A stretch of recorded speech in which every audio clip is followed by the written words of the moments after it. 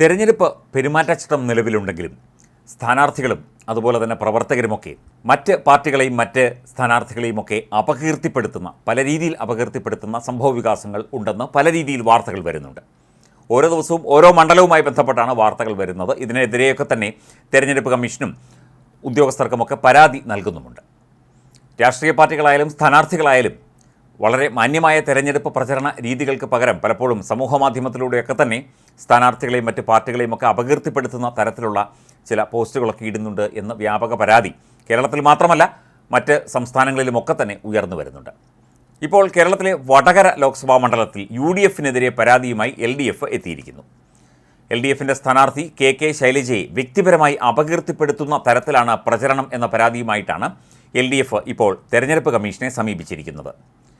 Covid കാലത്തെ പർച്ചേസുമായി ബന്ധപ്പെട്ട് നുണപ്രചരണം നടക്കുന്നതായി KK ശൈലജ നേരത്തെ ആക്ഷേപം ഉന്നയിച്ചിരുന്നു. എന്നാൽ ഇടതുമുന്നണിയുടെ പരാതിയിൽ ശൈലജയ്ക്കെതിരെ സമൂഹമാധ്യമങ്ങളിൽ അപകീർത്തികരമായ പ്രചരണം നടക്കുന്നതായിട്ടാണ് പറയുന്നത്. സ്ത്രീ എന്ന പരിഗണന പോലും ഇല്ലാതെയാണ് അധിക്ഷേപമെന്നും LDF ആരോപിക്കുന്നു. ചിത്രങ്ങൾ മോർഫ് ചെയ്ത് പ്രചരിപ്പിക്കുകയാണ്.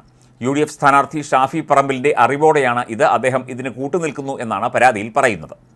മുഖ്യമന്ത്രി, പോലീസ് മേധാവി, IG, ജില്ലാ കളക്ടർ എന്നിവർക്ക് പരാതി LDF കൈമാറിയിട്ടുണ്ട്. സമൂഹമാധ്യമങ്ങളിലെ വ്യക്തിഹത്യയെ നിയമപരമായി നേരിടുമെന്ന് വടകരയിലെ LDF സ്ഥാനാർത്ഥി KK ശൈലജ നേരത്തെ വ്യക്തമാക്കിയിരുന്നു. കോവിഡ് കാലത്തെ പർച്ചേസുമായി ബന്ധപ്പെട്ട് ഇവരെ കള്ളി എന്നുവരെ വിളിച്ച് പ്രചരണം നടത്തി എന്നായിരുന്നു അന്ന് പരാതി ഉയർന്നത്. 1500 രൂപയ്ക്ക് മാത്രം PPE കിറ്റ് ലഭിക്കുന്ന കാലത്ത് 15000 കിറ്റുകൾ വാങ്ങി ആരോഗ്യ പ്രവർത്തകരുടെ ജീവൻ രക്ഷിച്ചതിനെ കള്ളി എന്ന് വിളിച്ചാണ് UDF ആക്ഷേപിക്കുന്നത് എന്നായിരുന്നു അന്ന് ശൈലജയുടെ പരാതി. എൻ്റെ ജീവിതം ഒരു തുറന്ന പുസ്തകമാണ്. വൃത്തികെട്ട രീതിയിലാണ് വ്യക്തിഹത്യ നടത്തുന്നത്. ജനങ്ങളുടെ കോടതിയിൽ ഞാൻ ഇത് തുറന്നു കാട്ടുമെന്നായിരുന്നു അന്ന് ടീച്ചറുടെ വാദം. തനിക്കെതിരായ വ്യക്തിഹത്യ ശരിയാണോ തെറ്റാണോ എന്ന് ജനങ്ങൾ തീരുമാനിക്കട്ടെ എന്നും അവർ പറഞ്ഞിരുന്നു. നിയമപരമായ നടപടികൾ സ്വീകരിക്കുന്നതിന് ആലോചനകൾ നടക്കുന്നുണ്ട്.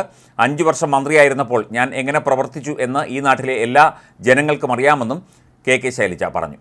പ്രചരണം തുടങ്ങിയതു മുതൽ വടകരയിലെ പോര് കേരളത്തിൻ്റെ സവിശേഷ ശ്രദ്ധ നേടിയിരുന്നെങ്കിലും നാമനിർദ്ദേശ പത്രിക സമർപ്പണത്തിൻ്റെ ഘട്ടത്തിലാണ് LDF UDF പോര് മറ്റൊരു ദിശയിലേക്ക് നീങ്ങിയത്.